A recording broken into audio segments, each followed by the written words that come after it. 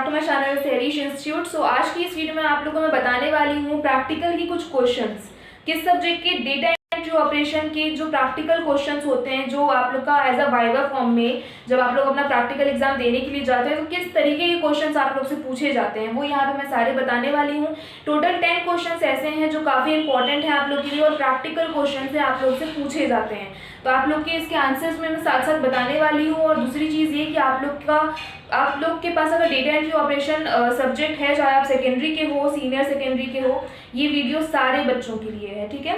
और साथ ही साथ अगर आप ऑन डिमांड के हो, अभी जो है फिलहाल ये बच्चों के लिए मैं उनके लिए बना रही हूँ जिनका एग्जाम अभी अप्रैल 2022 में होने वाला है, एग्जाम पब्लिक एग्जामिनेशन वाले बच्चों के लिए। लेकिन अगर आप ऑन डिमांड के हो या फिर अगर आप अक्टूबर सेशन के हो या फिर आप किसी भी ईयर के 2024 में ये वीडियो देख रहे हो, 25, 26 किसी भी साल में अगर ये वीडियो आप देख रहे हो तो भी आपके लिए ये वीडियो उतना ही हेल्पफुल है। वीडियो पुराना हो जाने से इम्पॉर्टेंट ऐसा नहीं कि नहीं है अब ये वीडियो, तो ये आप किसी भी साल में देखो क्योंकि प्रैक्टिकल क्वेश्चंस आपके हमेशा यही रहते हैं, ठीक है। हमेशा इसी तरह के प्रैक्टिकल क्वेश्चंस आपसे पूछे जाएंगे, सिलेबस अभी कोई बदला तो है नहीं। तो अब मैं यहाँ पे आप लोग को सारे क्वेश्चंस की आंसर्स बताने वाली हूँ साथ साथ।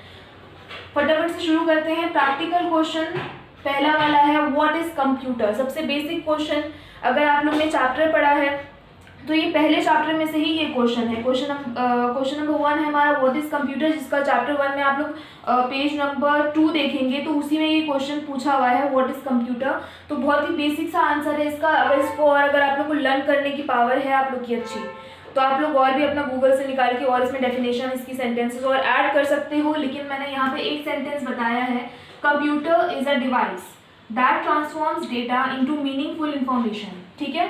साथ ही साथ मतलब answer as a English form में आप आंसर दोगे तो ये बोल सकते हो, इसमें और एक आध सेंटेंस और ऐड करना है तो भी आप लोग अपना सर्च करके और सेंटेंस ऐड करके लिख सकते हो। साथ ही साथ अगर आप लोग को नोट करना है तो नोट भी करते जाओ अपनी कॉपी में देख देख के, ठीक है।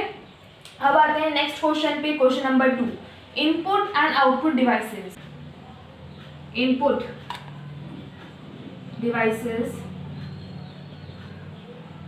ये मतलब कुछ आप लोग की और भी बहुत सारे डिवाइसेस होती हैं, लेकिन मैंने यहाँ पे कुछ आप लोग को बता दिया है इनपुट डिवाइसेस, ठीक है। 4 इनपुट डिवाइसेस हो गई, 4-5 इनपुट डिवाइसेस हो गई। अब यहाँ पे मैं आप लोग को बताती हूँ आउटपुट डिवाइसेस।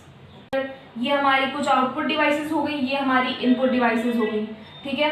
तो ये बहुत ही इजी क्वेश्चन है, इसमें नॉर्मली सारे बच्चों को ये पता होता है कि हमारी इनपुट डिवाइसेस कौन सी होती हैं एंड आउटपुट डिवाइसेस कौन कौन सी होती हैं। तो जितनी भी वहाँ पूछा जाए आप लोग से 2 बताओ, 1 बताओ या 4 बताओ, तो आप लोग ये सारी डिवाइसेस अपना नोट करना चाहें, बाकी गूगल से निकाल के अगर आप लोग को याद करना है तो आप लिख सकते हो, ठीक है। नेक्स्ट जो हमारा क्वेश्चन है शॉर्टकट कीज। अगर आप लोग ने अपना चैप्टर पढ़ा होगा तो आप लोग को याद होगा कि आप लोग के चैप्टर 3 में जो है यहाँ पे शॉर्टकट कीज आप लोग के चैप्टर के एंड में बताया हुआ है। पेज नंबर 55 पर आप लोग के 55 एंड 56 बुक के 55 एंड 56 पेज नंबर पे आप लोग की बहुत सारी शॉर्टकट कीज दे रखी हैं, यू कैन सी, ठीक है। अराउंड 30+ शॉर्टकट कीज यहाँ पे दे रखी है। जितनी आप लोग बेसिकली तो जो अगर आप लोग कंप्यूटर में नॉलेज है आप लोग को तो कुछ शॉर्टकट कीज आप लोग को याद होंगी, नहीं याद है तो जितनी याद कर सकते हो, जितनी कैपेसिटी है आप लोग की याद करने की, आप लोग याद कर लो। तो ये हो गया आप लोग का शॉर्टकट कीज का। उसके बाद है आप लोग का व्हाट इज सीपीयू। सीपीयू क्या होता है? सीपीयू जस्ट आप लोग का अगर मैं वर्बली ऐसे बताऊं तो सीपीयू आप लोग ने पढ़ा होगा सेंट्रल प्रोसेसिंग यूनिट, ठीक है। तो ये एक तरह से सीपीयू हमारा कंप्यूटर का ब्रेन भी बोला जाता है। जैसे हम लोगों का हमारा ब्रेन होता है, हमारा ब्रेन हमारी पूरे बॉडी को डील करता है, क्या करना है। ये पेन मैं उठा रही हूँ तो मेरा दिमाग जो है इसे ऑर्डर दे रहा है मेरे हाथ को कि मुझे ये पेन उठाना है, ओके। इसी तरीके से कंप्यूटर का दिमाग जो होता है सीपीयू होता है। सीपीयू जब तक उसको नहीं चलाएगा कंप्यूटर नहीं चलेगा, ओके। तो सीपीयू के बारे में आप लिख सकते हो, अपने बुक में भी आप लोग की डेफिनेशन है सीपीयू की, ठीक है, कि सीपीयू क्या होता है। उसके बारे में कुछ सेंटेंसेस आप लोग याद कर लीजिए कि अगर आप लोग से पूछा जाए explain CPU, what is the work of CPU, या फिर सीपीयू का फुल फॉर्म बताओ, ठीक है। तो इस तरह से आप लोग सीपीयू का बता सकते हो। अगर वहाँ पे कोई पूछता है सीपीयू के बारे में और ज़्यादा डिटेल में अगर पूछ लिया जाता है आप लोगों से कि सीपीयू बना कैसे, ठीक है, तो बहुत सारे बच्चों को शायद नहीं पता होगा, कुछ को पता होगा तो अच्छी बात है। सीपीयू हमारा ALU एंड CU, ALU मतलब कि arithmetic logic unit plus CU मतलब कि कंट्रोल यूनिट, तो ALU एंड CU दोनों को मिलाकर तब हमारा जाके बनता है CPU, ठीक है। तो आप लोग क्या लिखोगे, यहाँ पे डेफिनेशन भी है, the ALU and the CU, मैं डिक्टेट कर रही हूँ चाहे तो आप नोट कर लो। The ALU and the CU of a computer system are jointly known as the central processing unit CPU। You may call the CPU as the brain of any computer system, ठीक है, brain of the any computer system CPU। तो ये definition आप लोग अगर लिखना चाहते हो लिख सकते हो, बोलने के लिए सबसे बेस्ट डेफिनेशन है, छोटी सी भी है और बहुत ही ज़्यादा, मतलब इतनी सेंटेंस में आप लोग का पूरा आंसर भी एक्सप्लेन हो गया है। ओके, तो CPU के बारे में पूछें तो आप लोग ये सेंटेंस लिख सकते हो जो अभी मैंने आप लोगों को डिक्टेट करके बताया। अब इसके बाद हमारा आता है CPU हो गया, अब हमारा आता है हार्डवेयर एंड सॉफ्टवेयर, ठीक है। तो हार्डवेयर एंड सॉफ्टवेयर का छोटा सा कुछ सेंटेंस मैं आप लोग को बता रही हूँ, वो आप लोग लिखिएगा, जस्ट अ मिनट। हार्डवेयर हमारी क्या होते हैं, जितने भी, अगर मैं वर्बली बताऊं तो आप लोग का हार्डवेयर क्या है, जितने भी फिजिकल कंपोनेंट्स हैं, आप लोग का माउस हो गया, कीबोर्ड हो गया, जिनको आप छू सकते हो, मैं इसे छू सकती हूँ, ठीक है, मार्कर है मेरा, मैं इसे छू सकती हूँ, पकड़ सकती हूँ, तो ये एक तरह का हार्डवेयर है। ओके, और सॉफ्टवेयर क्या है, जैसे फॉर एग्जांपल आपका फ़ोन है, आपके फ़ोन में आप लोग ने PUBG डाउनलोड करा, आप लोग ने कुछ एडिटिंग ऐप्स डाउनलोड करे, गेम्स डाउनलोड करा, तो क्या आप उसे आपको पकड़ सकते हो? नहीं पकड़ सकते। क्या आप कोई भी चीज़ को, आप PUBG को पकड़ सकते हो अपने हाथ में, पकड़ के ऐसे छू सकते हो? नहीं कर सकते, क्योंकि वो एक तरह के, वो आप लोग के सॉफ्टवेयर हो गए, सॉफ्टवेयर एप्लीकेशंस हैं वो आप लोग की, जिसको आप लोग खाली देख सकते हो, एक तरह से टच स्क्रीन है, एज आ इनपुट के फॉर्म में आप उसे यूज़ कर सकते हो, लेकिन उसे आप हाथ में होल्ड नहीं कर सकते, पकड़ नहीं सकते, ठीक है।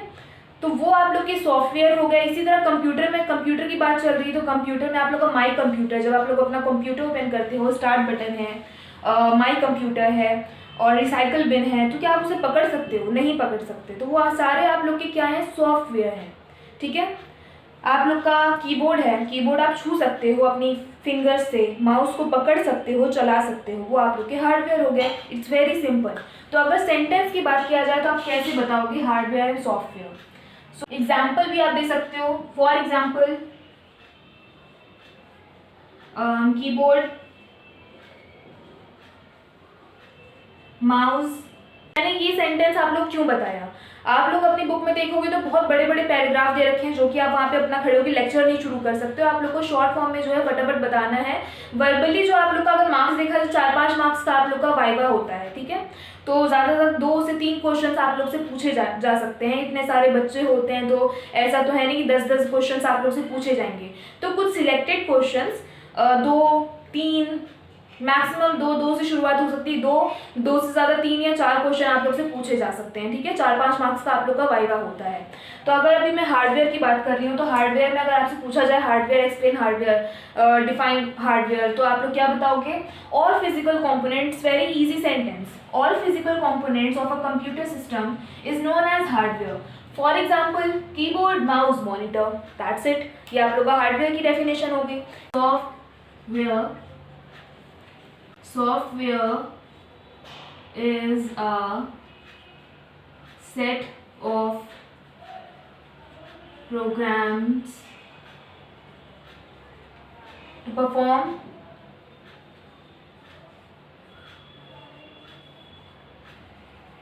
any specific task.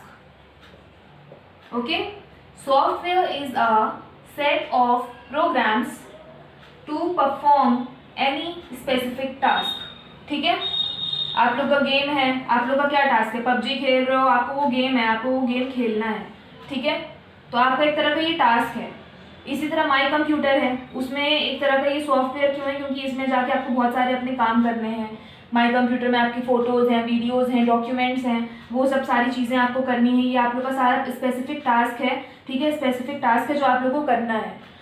और वो क्या है, एक तरह के सेट ऑफ प्रोग्राम्स हैं, ये सारे एक तरह के प्रोग्राम्स हैं। It's not a program, it's a marker. These all are the programs. My computer is a program, PUBG is a program, Temple Run is a program. तो ये सारी चीज़ें आप लोग की क्या है, प्रोग्राम्स हैं, ठीक है। तो software is a set of programs to perform, ये सब चीज़ें हमें परफॉर्म करनी है, काम है हमारा। To perform any specific task है, हमारे टास्क हैं सारे। सिंपल, आई होप आप लोग को समझ में आ गया होगा, ठीक है। तो ये सेंटेंस आप लोग लिख सकते हो।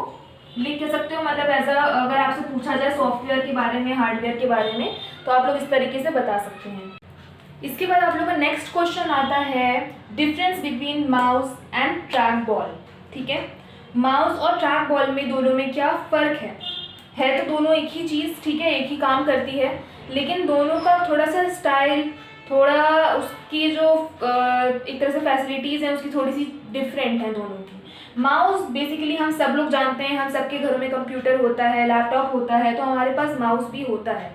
ठीक है, तो माउस तो सिंपली हमें पता है माउस क्या है, उसकी यहाँ मैंने छोटी सी आप लोगों को डेफिनेशन बताई है कि mouse is an electromechanical hand held device. ठीक है, इलेक्ट्रोमैकेनिकल हैंड हेल्ड डिवाइस है जिसको हम हाथ में ले सकते हैं। It is use as a pointer, इसको हम एज अ पॉइंटर के तौर पे यूज़ करते हैं कि जैसे हमने कंप्यूटर चलाया है, तो अगर हमें क्या, कंप्यूटर हमारा सबका टच स्क्रीन तो होता नहीं है अब, तो अभी हम क्या करते हैं, माउस की मदद से जो है अपना कर्सर हमारा जो उसमें एरो चल रहा होता है, अगर हमें कोई चीज़ सिलेक्ट करनी है, कोई माई कंप्यूटर पे जाना है या फिर किसी भी सॉफ्टवेयर पे जाना है, तो उस पर सिलेक्ट करने के लिए, उसे क्लिक करने के लिए हम माउस का इस्तेमाल करते हैं। तो ये एज अ पॉइंटर काम करता है। It can perform functions like selecting menu commands, कोई भी मेन्यू कमांड से तुम्हें सिलेक्ट करना है, क्लिक करना है, तो उसके लिए हमारी हेल्प करता है माउस।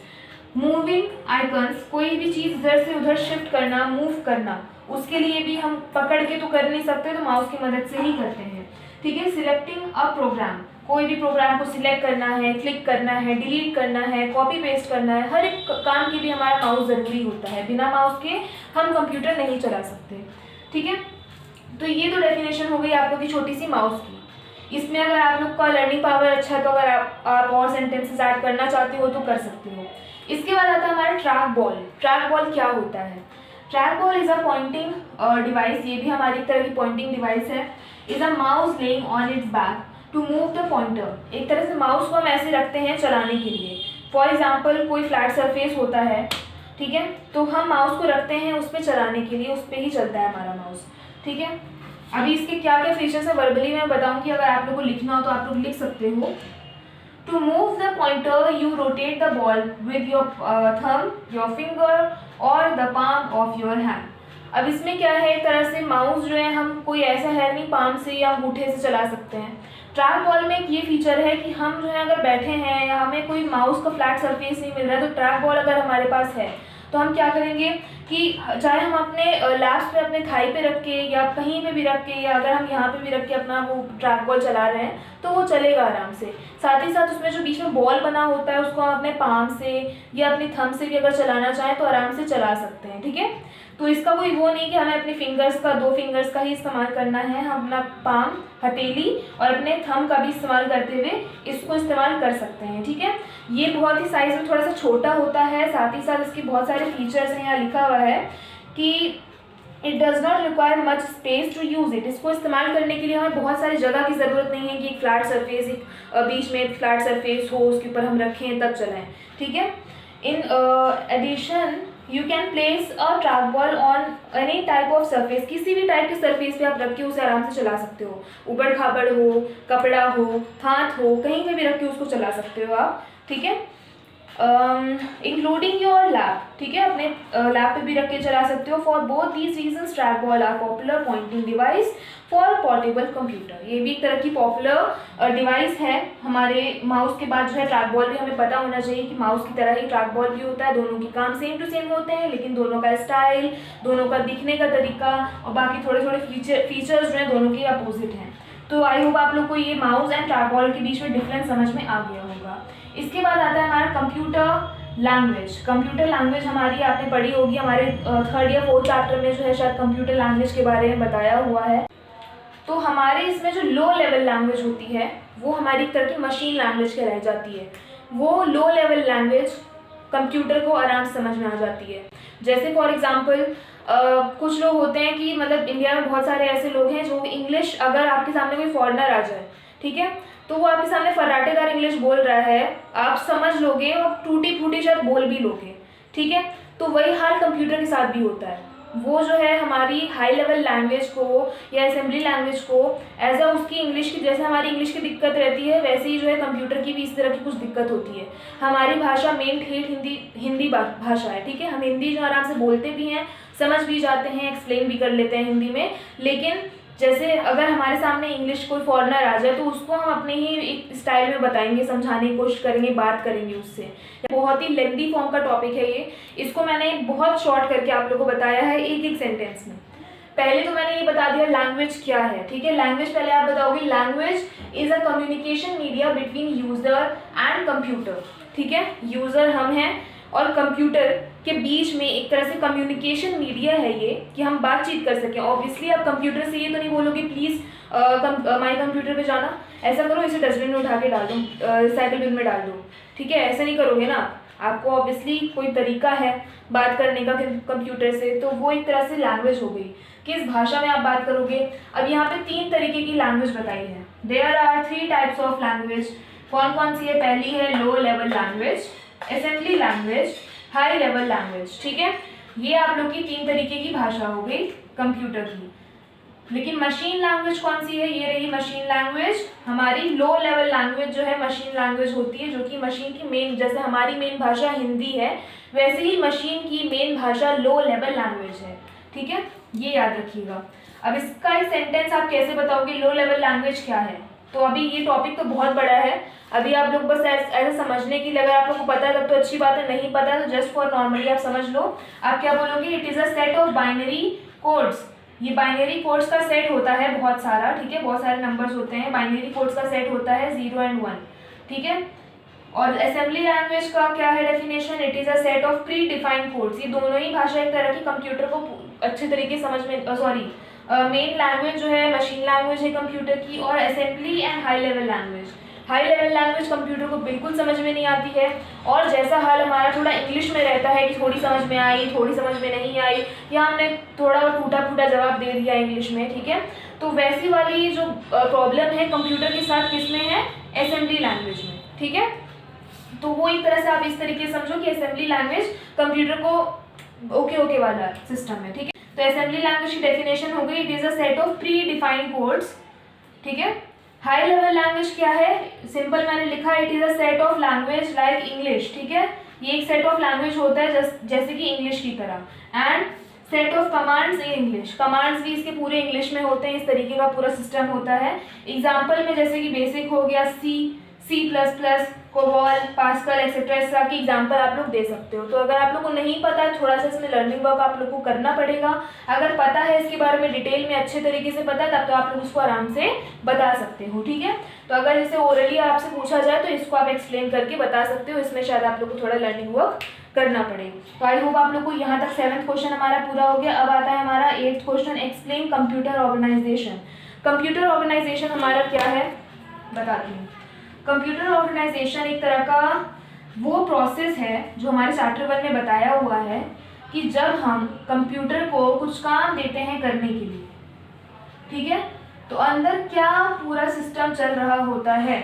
अब जैसे हमारे ऑफिस में बॉस हमें काम करने के लिए कुछ बताता है कि ये डॉक्यूमेंट है, इस पर काम करो, ये करके मुझे कल तक चाहिए, परसों तक चाहिए, तो उस पर हम काम करते हैं। भाई हम देते हैं अपना, हम लीडर हैं, भाई ऑफिस में बांटे, देखो ये काम तुम्हें करना है, वो तुम्हें करना है, इसको करके कल तक देना, मुझे मेरी फाइल टेबल जो है टेबल पे चाहिए, मुझे ये फाइल आज के दिन पे शाम तक। तो एक तरह से क्या है, आप सारी चीज़ों को डील कर रहे हो, ठीक है, सबको बता रहे हो, सबके काम जो है बता रहे हो कि तुम्हारा ये काम है, तुम्हारा वो काम है, तुम्हारा वो काम है। वही सेम इसी तरीके से समझो कि आप लोग का कंप्यूटर ऑर्गेनाइजेशन क्या होता है। यहाँ पे एक छोटा सा डायग्राम दिया है, डायग्राम के थ्रू मैं आप लोगों को समझाती हूँ। तो जैसे कि यहाँ पे आप लोग डायग्राम देख सकते हैं कंप्यूटर ऑर्गेनाइजेशन का। इनपुट यूनिट का मतलब है यहाँ पे जो सबसे पहले इनपुट यूनिट का बॉक्स बना हुआ है, इसका मतलब है कि जब हम कंप्यूटर को अपना कोई भी रॉ डेटा देते हैं, मतलब कि वो डेटा, वो चीज़ जिस पे कंप्यूटर को काम करना है, जो काम हमें कंप्यूटर से करवाना है, तो वो जब काम हम कंप्यूटर को देते हैं तो वो एज अ इनपुट यूनिट कहा जाता है। इनपुट यूनिट मतलब कि हमने कंप्यूटर को दे दिया। अंदर जाने के बाद क्या प्रोसेस होता है, सबसे पहले ये समझ लीजिए कि बीच में जो एक कंट्रोल यूनिट लिखा हुआ आप लोग को नज़र आ रहा है, ये एक तरह तरह का लीडर है, ये इसी के कंट्रोल में सारी चीज़ें होती हैं। कब जो है डेटा एक्सेप्ट करना है, कब रिज़ल्ट दिखाना है, कौन सा प्रोसेस किस तरीके से करना है, सारी चीज़ों का ऑर्डर जो है कंट्रोल यूनिट ही देता है। तो हमारा जब रॉ डेटा कंप्यूटर के अंदर गया तो अंदर जाने के बाद कंट्रोल यूनिट ने मेमोरी यूनिट को दिया, मेमोरी यूनिट ने सेव करा, उसके बाद कंट्रोल यूनिट ने उसको प्रोसेस के लिए भेजा किसके पास, अर्थमेटिक लॉजिक यूनिट के पास। ठीक है, अर्थमेटिक लॉजिक यूनिट हर तरह की कैलकुलेशंस वगैरह देखता है।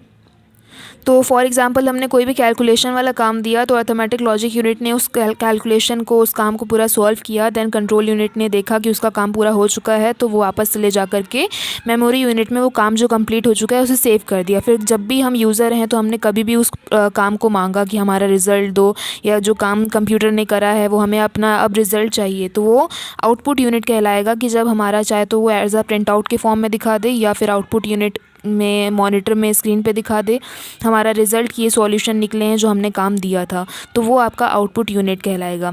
सो इनपुट अंदर जाने के बाद कंट्रोल यूनिट एक तरह से लीडर होता है, सारी चीज़ें मैनेज करता है। मेमोरी यूनिट में जो हमारा काम होता है वो सेव होता है, चाहे वो रॉ डेटा हो या फिर काम कंप्लीट होने के बाद वो जो पूरा तैयार हो जाता है वो सेव हो। ठीक है, अर्थमेटिक लॉजिक यूनिट का काम होता है कि जो प्रोसेस है, जो काम है वो पूरा करता है प्रोसेस, और कंट्रोल यूनिट फिर परमिशन देता है बाहर दिखाने की। बाहर दिखाने से मतलब है कि मतलब आप लोग का जो रिज़ल्ट तैयार हो जाता है वो एज अ परमिशन फिर देता है कि रिज़ल्ट अब यूज़र को दिखा दिया जाए।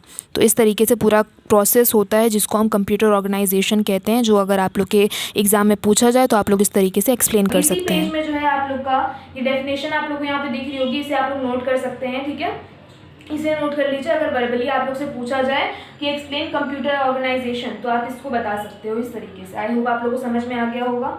इसके बाद नेक्स्ट क्वेश्चन है हमारा explain ALU, CU, MU and CPU।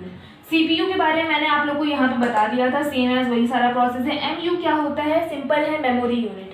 Memory unit कोई भी चीज़ हम करते हैं, कोई भी काम करते हैं तो मेमोरी क्या है, जैसे अपने फ़ोन में हम SD कार्ड लगाते हैं। ठीक है, तो वो सारा जितना भी फ़ोटो, इमेजेस, जितनी भी चीज़ें होती हैं, हमारी वीडियोस होते हैं, सब मेमोरी में सेव रहता है, तो वो हमारा मेमोरी यूनिट हो गया। कंप्यूटर में भी वही सेम है, जितने भी हमारे डॉक्यूमेंट्स हैं, डेटा है, जितनी भी सारी चीज़ें हैं वो MU में सेव रहती है, मेमोरी यूनिट। ठीक है, CU क्या है, control unit.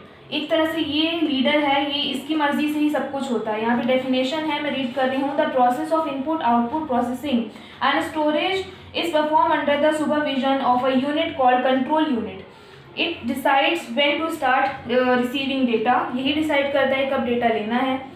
When to stop it, कब वो काम करना बंद करना है।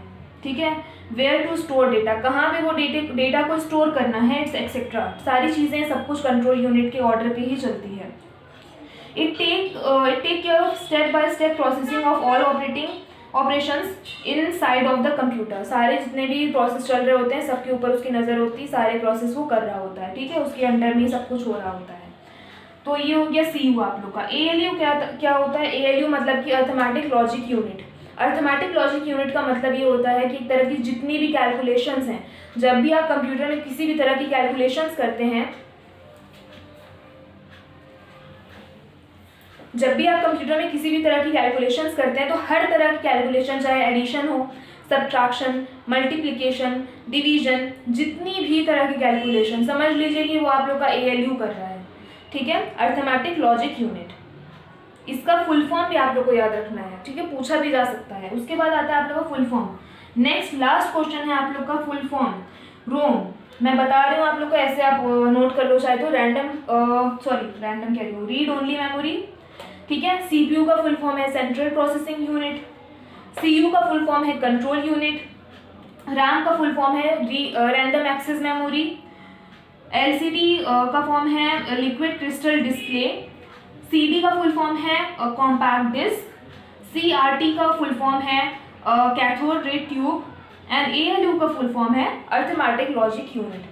ठीक है, तो ये ऐसे कुछ फुल फॉर्म्स हैं, अपने बुक में भी देखकर अगर आप लोग को और याद करना है तो आप लोग याद कर सकते हो। ये बेसिक फुल फॉर्म्स हैं जो आप लोग को पता होने चाहिए। ठीक है, तो ये फुल फॉर्म आप लोग याद कर लीजिए। बाकी ऊपर के जितने भी क्वेश्चन थे मैंने सारे आप लोग को लाइन वाइज 1 बाय 1 करके अच्छे तरीके से एक्सप्लेन भी कर दिया, समझा भी दिया। तो आई होप आप लोग को अच्छे तरीके से समझ में आ गया होगा। फिर भी अगर कहीं पे डाउट होता है, कुछ समझ में ना आया हो, तो आप लोग मुझे कमेंट सेक्शन में कमेंट करके पूछ सकते हैं। बाकी आगे किस टॉपिक पे और किस सब्जेक्ट का प्रैक्टिकल क्वेश्चंस आप लोग को चाहिए वो भी आप लोग मुझे कमेंट सेक्शन में कमेंट करके ज़रूर बताइएगा। उसमें मैं प्रॉपर वीडियो आप लोग के लिए लेकर आऊँगी।